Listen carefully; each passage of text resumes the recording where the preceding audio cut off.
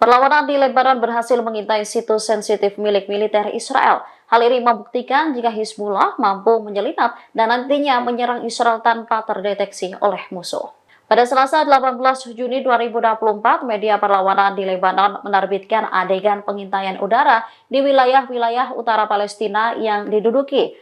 Video berdurasi 9 menit itu beresolusi tinggi memperlihatkan sejumlah sasaran strategis di kota Haifa, mulai dari kompleks industri militer Rafael, kawasan pelabuhan Haifa, dan sasarannya.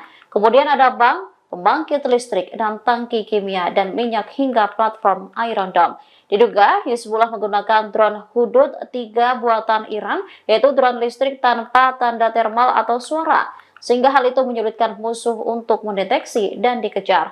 Seorang analis untuk keamanan dan militer, Brigadir Jenderal Charles Abinadar menyebut drone tersebut masuk ke jantung militer Israel. Dengan begitu, seluruh kemampuan militer, darat, udara, dan bahkan kemampuan ekonomi pendudukan Israel telah terancam oleh Hizbullah.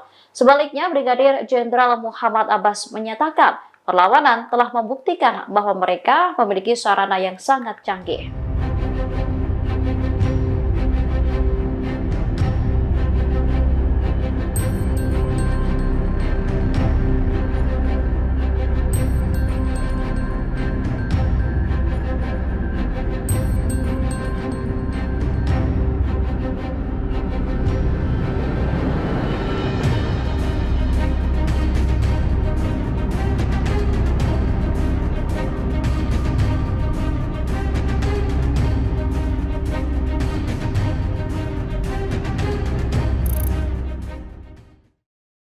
Download Tribun X sekarang, menghadirkan lokal menjadi Indonesia.